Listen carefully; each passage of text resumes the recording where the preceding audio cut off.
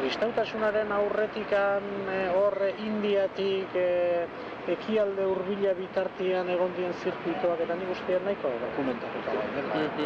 Eta kristautasunaren aurretik eta kristautasun garaian Greziarren garaitik gaina Greziak eta Pertsiakin eta zizkaten harreman horietan eta ziat esaten kristautasun autopista bakarra dela, baina bai ataunaino iristeko autopista bakarra. Ataunaino iristeko autopista bakarra, bai, baina hori izango dukek marrazki bat eginez, kristautasuna izango dukek. Baina, zera, indo-europeok edo ekarriko zituzten, gauza hauek lehenago, kristauek baino? Ez ala? Nere usteadek Euskal mitologia aztertuta, gure indo-europar eragile bakarra Eliza izan dela.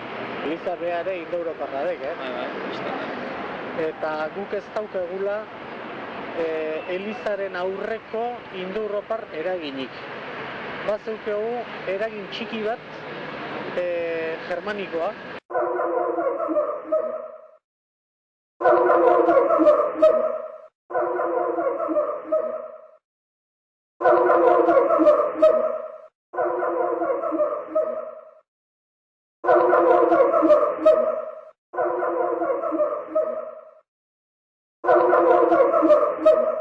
Oidek manibelai emateko gogua. Manibelai emateko gogua. Antonio, igualmente. Pentsatzen diat hori baino askoz ere prosaikoagoa dela. Kismiren sarrera. Horretzeok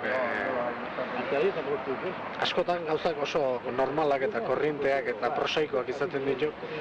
Eta Einsteinek esaten zuen bezala, bakik ez da, gauza bat esplikatu behar da, esplikatu lehiken modurik simpleenean. Baina simpleago. Baina simpleago. Bai. Nik uste diat ez dula esplikazio gehiago behar. Bai, hor politia izango litzatekena dek, asmatzea autopista hortan, nundikan etorri dan ze bide egin duen, hortarako behar dan baldintza bakarradek nahiko agerkunde izatea handa hemen, bakarrakin ezin dek ezarri. Baina, esate diat, xermoietatik, zeatatik, San Agustinen bilatu baldin badek, ez dek datu txarra.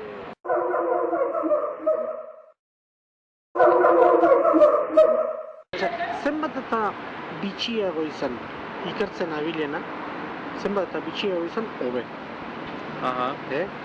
Zatik, horrek emango dik loturaren bat arkitu ezkeo, probabilidadea handigua, lotura hori, edo antzekotasun hori benetan lotura baten adierazgarri izateko. Zenbat eta bitxigoa izan, orduan da seguritate absolutu ez dauka behin ere, baina nekez bururatzen zaiken gauza bat banian, antzekotasun bat arkitu ezkero, orduan eta normalago lotuta egote.